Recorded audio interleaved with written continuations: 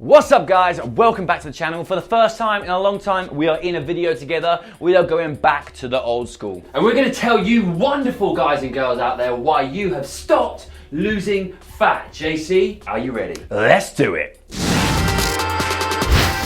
Over the past 10 plus years as coaches, we've seen lots of things and we've seen lots of traits repeat themselves, things that stop people getting to their desired goals. Now, when you're ready to make a change, you've got all this enthusiasm, you've hit the precipice, you're at that point of no return, you're like, it's time to make a change. This is a very crucial point. We often see people dive in head first, do too much too early. At this point, you need to take a step back and choose your method of fat loss carefully. And I'm going to give you a very good example, but first of all, I just need to spew over the 10 plus years for a minute. And mate, yeah, it goes quick. Wow, here come the grades. Anyway, I'm going to use the example of training because this is where a lot of people put all of their focus and energy very, very quickly when they decide to make a change. Say for instance, we've got Lucy sat over here. Lucy's lovely. She went to the gym every now and again, a little bit sporadic with her routine, doesn't necessarily know how many times on average she's going a week. Great, she's decided to change. Lucy's a legend. What does Lucy want to do? She wants to go to the gym 6 or 7 times a week. Fabulous overreach. If you are here not really knowing what you were doing and how your rhythm of training was and you're trying to push yourself and hold yourself to this, what's going to happen very quickly? You're going to start missing sessions, i.e. you're starting to fail in your own mind. You're going to start losing your motivation and energy. So what I would suggest is if you can, on average, go to the gym 5 or 6 times a week, I want you to start by only going 3 times. Some people look at this as a negative, but it isn't, because if you hit every single one of those sessions, you have got days in your week that you can move the ones to when life happens or your motivation dips or you had a wrong day. You're like, okay, I'm not going to go today, but I'll definitely go tomorrow. You're setting yourself up for a win, and it also gives you somewhere to go when things start to slow down. And as you will find later in this video, exercise or your workout per se is not the most defining character of fat loss anyway. And if we look at nutrition, let's say you don't track anything before you decide you want to make a change, but you're out there now, you're ready to go, right, I need to work out how many calories I am, I need to take a big deficit off, and you go in full head on and you take a massive deficit. You've made your life harder than it needs to be. What we want to do is create enough of a deficit to allow us to use body fat, but still be able to enjoy some of the things, socializing. Maybe we want a beer here, maybe we want a bit of chocolate here, because you can 100% have them and still try and lose body fat and still effectively lose body fat. We do it with clients on the regular. If you're trying to be a bodybuilder or something, then you have to be more strict. But 99.9% of us aren't trying to do that. True. So as we touched on earlier, we don't like to look at your exercise or your workout per se as the main driver of a calorie deficit or the main way to burn calories. And this is why. Is you are in the gym for maybe, let's say an hour, let's say on average you burn 500 calories. Very hard to track that, but it's also very easy to wipe that out from a calories perspective. How long would it take you to eat 500 calories worth of chocolate?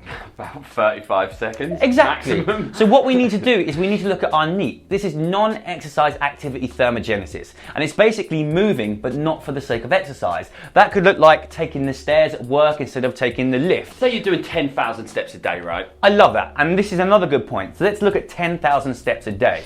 As you start to diet and you get further into your diet, you have to take your calories down to keep things moving, or you have to move more, or a conjunction of both. If you've tracked 10,000 steps from day one, when you get into this deficit and calories get a little bit lower, you're not going to want to move so much, both consciously and subconsciously. Could go to the shops or do a walk around the park, don't really want to. I could take the stairs up and use the toilet upstairs, but I'm going to go on this floor. You do these things to save yourself energy. However, if you're tracking steps, you can make sure you're still hitting that 10,000 steps that you were hitting on higher calories, making things trackable. Yeah, and also as well, when we talk about going to the gym, the word trackable is super important here. I know we're working in a law of averages with everything across the board, but if there's a number that is consistently coming up every single day when you do your steps, i.e. 10,000 steps, that, in my mind, is a much more accurate, more trackable metric long term than your training. Because if you go in some days, you're like, well, yeah, I might do 5 sets of this and 2 sets of that, and sometimes I'm having a chat with this person. You might still be there for a whole total amount of time of an hour, but you don't really know. It's not really quantifiable how many calories you've burnt unless you're sitting on a machine. That's the really hard thing. And also as well, when it comes to your workout calories, a lot of people tend to have this bit of a twisted relationship relationship with it whereby they go in the gym, they've earned themselves 500 calories and their app tells them and gives them the calories back. Then they're like, right, I'm going to eat those extra 500 calories. And a lot of people start to forget that when we set up your TDEE, your total daily energy expenditure amount of calories, that also includes your workout calories. So getting that relationship of working out and eating it back, I think it creates a bit of a negative relationship between your calories and your training. We often see people overlook the easy wins. They look for the killer blows, the extra sessions, the bigger calorie deficit, when actually you can make some small changes that add up to a massive scale difference in the long term, and they're very easy to do. Leon, give us an example of what you do. Well, this is actually really easy, and I'm doing it right now because, let's be honest, over Christmas, got a little bit fluffy, didn't I? A little bit over the top with my calories. And I'm somebody who likes my chocolate, I like my coffees, I like my luxuries in life. So one of the things that I did, I'm somebody who drinks 4, maybe 5 coffees a day. Don't start bagging on at me about caffeine. I know I need to bring it down. Chill out. But one thing that I thought straight away is like, I'm not going to take coffee out of my routine because I love coffee. I love the whole process of having a coffee. The one thing that I can do is save a ton of calories while still enjoying the coffee. I was a flat white and cappuccino kind of guy, around 120, 140 calories depending, there's different averages.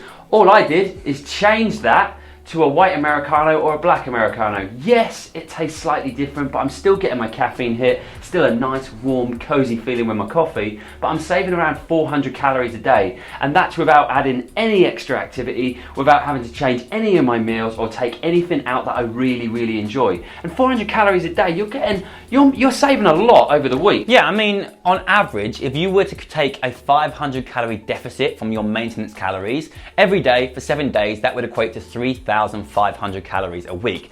That supposedly 3,500 calories a week in a deficit would be a pound loss of fat. Another massive one that we see all the time is the week is going well.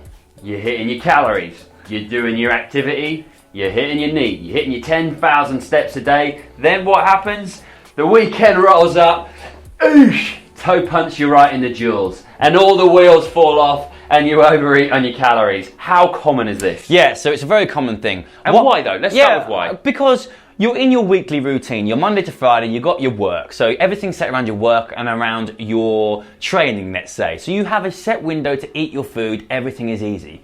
Weekend comes, there's no work for most people, gives you more times to eat, more time to spend with your friends, more time to socialise, which often involves eating out or drinking. Now, we don't actually want to stop you from doing that because it's an important part of enjoying your life. So if you are someone that goes a little bit ham at the weekends, what you could do is Monday to Friday, give yourself a little bit more of an aggressive deficit to give yourself a small or a bit of a larger buffer over the weekend. There's lots of ways to look at things, but we must remember that a long-term approach doesn't mean restricting yourself from everything. It doesn't mean you can't have carbs, it doesn't mean you can't have chocolate, it doesn't mean you can't socialize with your friends, because that in default is not sustainable. Your diet should be a diet that you can see yourself still doing in a year's time. So in a nutshell, what we're trying to say is motivation is your biggest friend and you need to hold it close long term. The easiest way to do that is allow it to seep out slowly. Don't let it just go crazy because you will not really know which way to turn.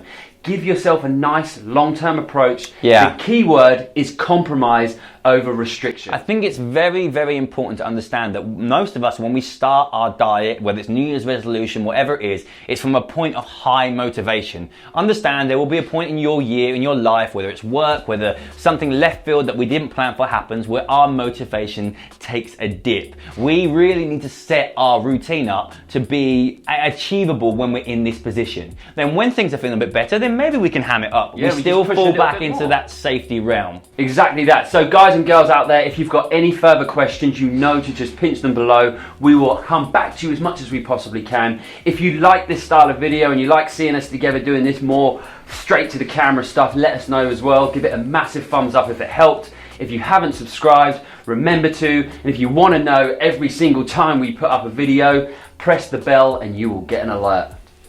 Oh, did you mean bell end? Yeah. Great. See you later, guys. What's up, guys? Welcome back to the channel. Ready? Go. And you farted too. What's wrong with you? Are you okay? Are you okay, mate? I don't know. Oh.